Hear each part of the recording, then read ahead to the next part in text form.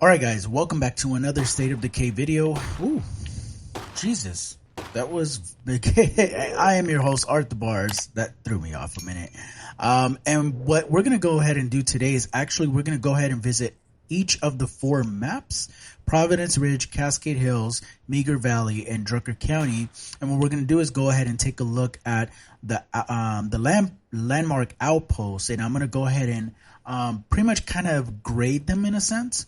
I've acquired all the landmark outposts in each one of those communities / maps. So let's go ahead and start with this one, which is Meager Valley. As you guys can see, I only have 2 plague hearts left to kill. 3, actually. Oh yeah, 3. But in particular, the location of the landmark outpost is here, which is the wind farm. All right, so we haven't chosen our strategy just yet. And let me actually, sorry, I know that was a little disorienting. Let me get on top of my impaler in the event that a feral decides to come attack me. But anyway, all right, so as you can see, we haven't went ahead and chosen our strategy. So let's go ahead and take a look at the different strategies. So here we've got spend influence for passively each day, hiring our neighbors to keep this outpost running. So in particular, I'm not entirely sure what this means, I guess, other than power, I guess. Yeah, that makes sense. So we're just using influence to go ahead and keep this upright, right? The next is spending labor for power. So instead, use our community members to be able to keep the labor going. I mean, keep the power, the lights on, basically. And then this is the parts.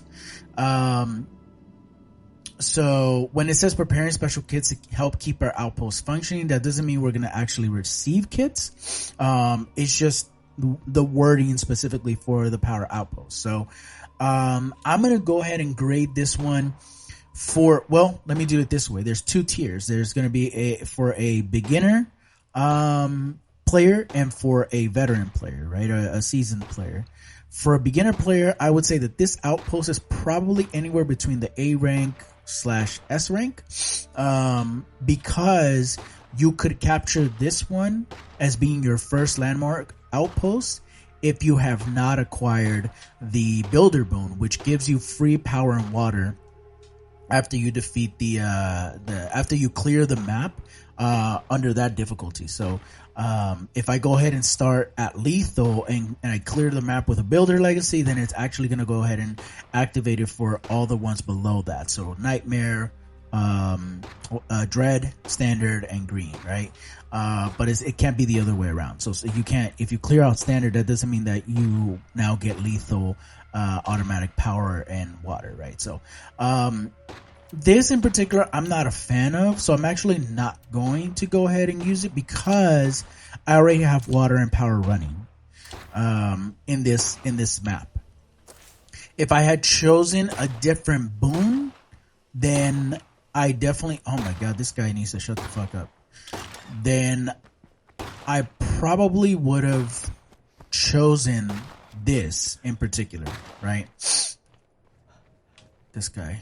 I probably would have chosen this in particular, but I'm not necessarily. So for a seasoned player, as we're looking at this, currently for me, as we can see, this is a very developed team, the very developed community. This wouldn't benefit me at all. So what we're gonna go ahead and do is go ahead and check out another map and observe that outpost. All right, and here we are at Providence Ridge, and this is our Garden of Eden team. But as you can see, what I did was I went from nightmare to lethal so I can go ahead and activate the plague territory because it wasn't active. Anyway, so let's go ahead and take a look at this landmark in particular. It's the New Hope Church, and let me actually show you guys where it's at. It's right here towards the bottom right of the map. So let's go back, and the strategy here is actually good for me in particular. I think this strategy is actually really helpful for both beginner and veteran players. So I would grade this one for both an S, like a AS rank, right? So to give everybody like kind of an idea, S rank is kind of like pristine, A, B, and then I'll leave it at C. So here we can do a shelter strategy, a sanctum strategy, and a stronghold strategy. So this actually is one of the better ones. So here we get 4 extra indoor beds. We get a morale boost when threat is low. However, when threat is high, we instead get a morale penalty due to leaving our base less protected. So there's kind of like this, we have to like kind of play with our noise that we're doing, right? And then sanctum strategy. So it offers a safe, quiet hangout spot where survivors can enjoy morale boosting leisure activity. So that reminds me a lot of the lounge. So I'm interested in that. So let's go ahead and take a look at the next one. We can use the elevated towers to provide sniper and recon support over the radio. Additionally, we can spend labor to post guards here and reduce the threat of zombie sieges. So, what I will go ahead and do. Okay, no one cares about your brother. Oh my gosh. Hurry up. Shut the fuck up. Okay, thank you. Alright, so because I'm not familiar with Sanctum, okay, cool, thanks. I'm gonna go ahead and actually choose the strategy, and it takes about 2 minutes to go ahead and wait. There we go. 2 minutes and 12 seconds to go ahead and activate the strategy. So that'll be pretty cool. We'll go ahead and take a look at what that looks like in a couple of minutes. So hang tight. All right, we're back and we're done doing this thing. So just as I expected, it's actually the lounge. So we've got some offset breaks, some snacks, nap time, changes in strategy, and abandoning the outpost. So we get +8 morale total. So we would get a +5 morale. So we would get a total of, we just get 3 morale. Sorry. We would get 8 morale if we had knowledge of the art. So when we get those kind of like wanky danky little survivors that, their fifth skill is like knowledge of the arts, and it was trash before. Now it's giving us this little perk. So, interestingly enough, another reason why I didn't choose, the shelter strategy is because our threat level is going to be high all the time here at the lumber mill. So, that's kind of the downside, which is really weird. If we were at a different base, then maybe that might be different, which would allow you to kind of stay maybe at, Rosie's, kitchen. That's the name of the outpost, the place, right? Let's see. The fortified truck stop or the fenced warehouse. So anyway, so that's really interesting. We'll see how it plays out. If I wanted to, it probably could have gone to the truck stop and stayed there, or if not, gone to the fenced warehouse and stayed there and developed, housing and stuff like that. Enough beds and whatnot, so I don't have to pick a big base. But, we're working with what we got. So I like this one. This one's interesting. It is -1 labor. It's just like the lounge, right? You get +5 morale. What you're doing is taking a break, but you're losing labor, right? So, with that being said, let's go ahead and take a look at another map. All right, guys, and we are here at Drucker County. Nope, just kidding. We're at Cascade Hills. And as we can see, so for some reference, the Leeds concrete silo is the landmark outpost here. And it's at the bottom left where the big base is at, right? So we haven't taken care of all this stuff right here, but we've went ahead and acquired the landmark. So let's go ahead and take a look at what it's giving us. So we spent influence each day hiring our neighbors to keep this outpost running. So what's the help? I don't know. That's weird. Reduce our available labor by assigning our own community members to maintain its outpost. Okay, so this is weird. Let's see. So, let's see. What would be the benefits? Okay, so a towering landmark of Cascade Hills that speeds up build times and eliminates material upkeeps for facilities at our base if we put in the work to maintain it. Wow, that's what it is. So, let's go ahead and take a look, and we'll go ahead and use our own labor. And it's almost like it's basically your staging area. So we'll give it about 5 minutes to go ahead and start. But for some reference here, we're losing 1 material per day, and we're at 51 out of 60, right? We consume 3. We're given 1 because of the workshop 3, but we consume 2 because of the infirmary and the outdoor beds. So we're gonna go ahead and give it about 5 minutes to go ahead and build up. All right, and we're back. As you guys can see at the top left, it said select labor for maintenance. Basically, as a point of reference, real quick, this overview, all of the maps have been on lethal. Just to kind of give everyone an idea. I anticipate that more than likely the benefits all look the same throughout the whole thing. I think in particular, it might just look a little bit different, maybe in standard. Let's go ahead and take a look at this. So we lose 2 labor. So maybe in green and standard, maybe you lose 1 labor.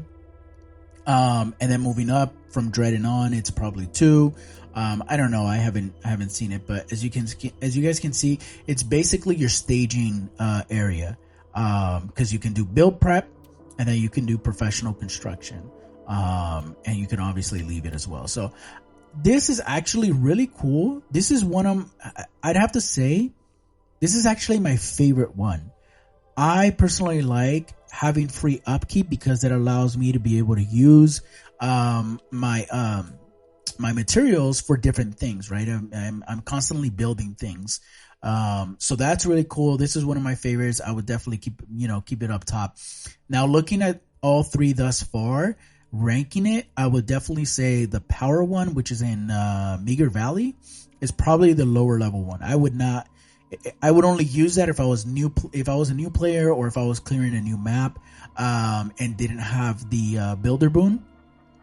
So I would probably, but even then, I would keep it at my lowest. That's probably a C ranking a landmark outpost for me in particular. The next one would probably be Providence Ridge. It's got these like cool little playful perks, but definitely Leeds Concrete Silo is one of my favorites. It's definitely up there with the S ranking basically. So let's go ahead and check out the last community, and for that I'm gonna jump over to my Steam account. Because obviously on all accounts we can only have 3 communities, so I went ahead and through my Steam account have another community. So let's go ahead and check that out, and we will be right back.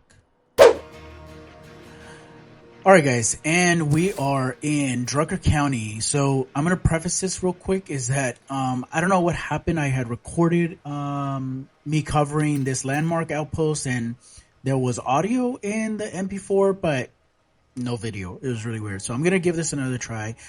So sorry, just a heads up in case the audio sounds different, or particular my vocals. But anyway, let's jump into it. Sasser Regional Hospital in Drucker County gives us some pretty interesting boons, and I want to go ahead and show you guys. So the 3 different ones are urgent care, which reduces the severity. Shut up. This place was fine for a while, but I think it's time we find ourselves a nicer home. Okay, yes, we'll get there. So urgent care reduces the severity of injuries suffered by our community members. Preventative care boosts the maximum health of all community members. And the one that I chose was hygienic care, which actually increases the infection threshold. So that's what I chose. And in particular, because I have a medicine person, then it gives us 30 infection resistance. We also get +2 meds per day. And if I get that one person up to pathology, it gives us 40. So really interesting, really cool. I would have to say this is actually my favorite one. You know, I would say that this is ranking 1.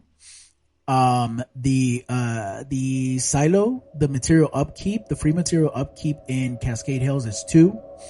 Providence Ridge with the morale boosting benefits will be 3. And what's the other one? Meager Valley with the windmill would be 4. Even for new players, I would suggest not necessarily getting. Oh shit. Let's get on top of our impalers so that they can. So anyway. So I would say that the windmill, actually the windmill doesn't give you water. So that's something interesting to take note of.